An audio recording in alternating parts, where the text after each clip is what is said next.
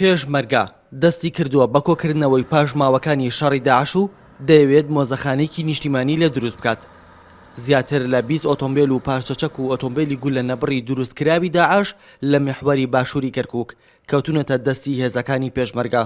دیارە بۆ چەند مانجێک لە کارگەکانیانە ئەم پلێتیان لە هەر چواردەوری ئەم ئۆتۆمبیلەدا. تا ئێستا ئیداری کەرکووک هیچ شوێنێکی بۆ ئەو مۆزەخانەیە دیاری نەکردووە.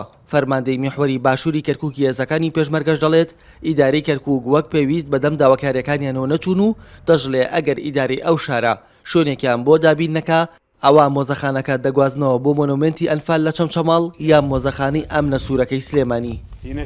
ئەمانەوێ ئەمانە بەداخەوە هەتا ئێستا کەرکووک وەک پێویست لەگەڵمانە نەبووە، داواشمان لێ کردوون و لێرەشەوە جارێکی کەش داوا لە جەنابی مەحافزی کەرکووکەکەم بیر لەوە بکەینەوە مەتحەفێکی نیشتیمانی تایبەت بە شەڕی داعش لێرە دروستکەین، ئەگەرنا لاهین بەشێکی بۆ بکەینەوە لە مۆنومنتەکەی چەمچەماڵ یاخود لە ئەمنە سوورەکەی سلێمانی، چونکە ئەمە بەڕاستی ئەبێنەوەکانمان بزانن یعنی بە چه جۆرە چەچێک داعش شەڕی لەگەر هێزی پێشمەرگەی کوردستانە کردووە.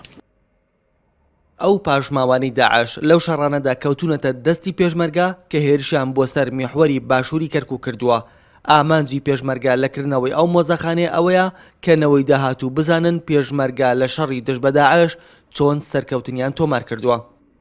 لەبەرەوەی کورد هەر لە سەرەتاوە زۆر بە نەهامەتیات و زۆر شتەکانیشمان نەماوە، پێشنیاری ئێمە وەکو هێزی پێشمەرگە وەکەوەی کە ماندوو بووینەوە ئەو شەڕەمان کردو شەو نخۆنی، پێم باشەمانە لەبەرەوەی بۆ نەوەکانمان بۆ مناڵەکانمان لە مۆزەخانەیەکە بمێنێتەوە بزانن چۆن و بەرهەم هاتووە، چۆن ئەو ئازادی کە هەیە ئەم خاکەی کە پارێزراوە ئاوا پارێزراوە بەو شێوە بمێنێتەوە بۆ نەوەکانمان.